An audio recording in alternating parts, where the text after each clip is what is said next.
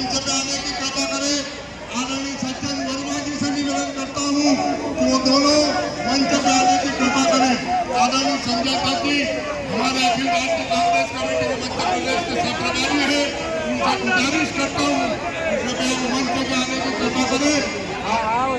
आदरणीय सुरजीत चड्डा जी से निवेदन करता हूँ।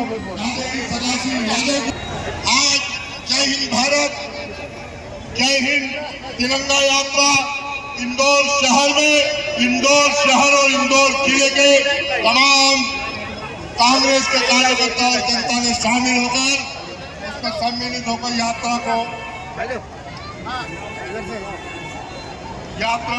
निकाली।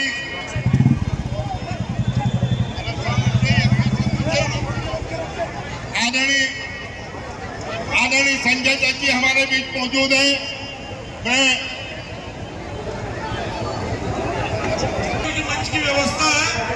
भारत माता की, भारत माता की, भारत माता की। धन्यवाद। मेरा निवेदन है कि ये हमारे देश का तिरंगा, हमारी आत्मा जान है। आप लोग सब विजय बाकी के ऑफिस में तिरंगा यात्रा में सम्मिलित हो, आप सबका स्वागत है, वंदन है, अभिनंदन। ये जो आप यात्रा निकाली गई देश की सेवा के सम्मान में, देश की आन और बान के सम्मान में निकाली गई वो यात्रा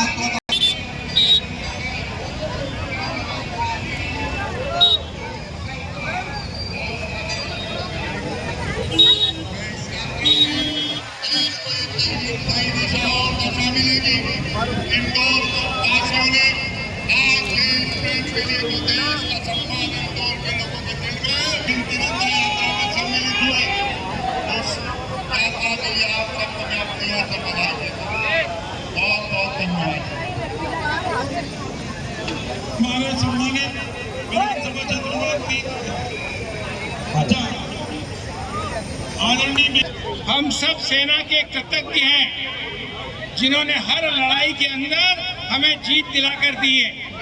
आप मानते हैं, चाहे अभी का ऑपरेशन सिंदूर हो, चाहे 48 की लड़ाई हो, चाहे 65 की लड़ाई हो।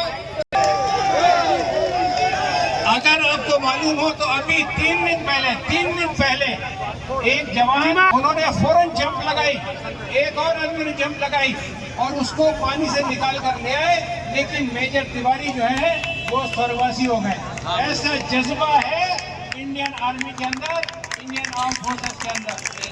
आज आप लोगों ने जो कुछ भी किया है सेना के सम्मान में, जो आप सब लोग आए हैं, उसके लिए मैं सेना की तरफ से आपको बहुत बहुत धन्यवाद देता हूं और कांग्रेस की तरफ से आपको विश्वास दिलाता हूं कि सेना के ये पूर्व सैनिक हमेशा आपके साथ रहेंगे।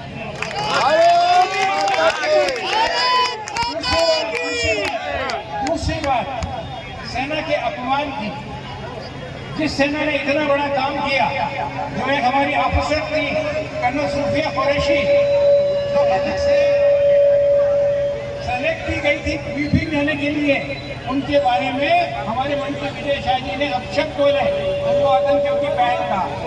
ये सेना का अपमान है और मैं चाहता हूँ कि हमारे माननीय मुख्यमंत्री जी इसका संज्ञान लें।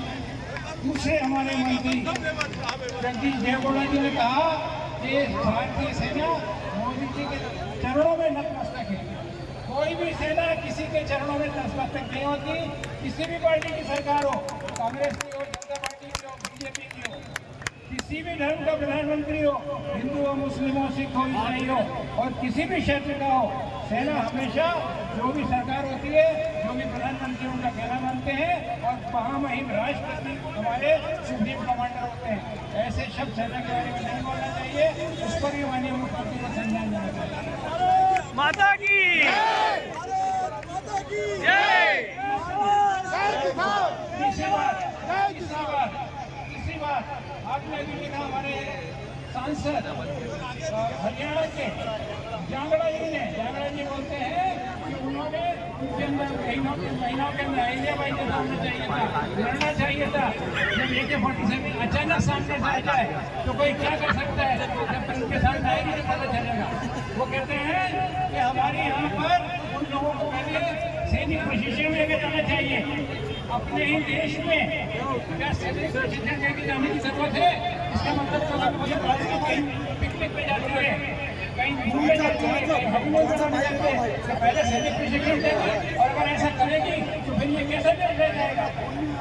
उनसे मैं फिर कहता हूँ ऐसी बातें मत कीजिए। तीसरी बात, हमने हमारे भारतीय जनता पार्टी ने बहुत सारी क्रांतिकारी यात्राएं निकाली हैं, लेकिन मध्य प्रदेश के अंदर जितने भी पूर्व सैनिक होते हैं उनको 10% रिजर्वेशन मिलता था। उसके बाद 2019 में बीजेपी ने उसको खत्म कर दिया। अगर आप सचमुच उनका सम्मान करना चाहते हैं तो मेरी आपसे गुजारिश है माननीय मुख्यमंत्री जी कि उनका वो रिजर्वेशन उनको वापस कर दिया।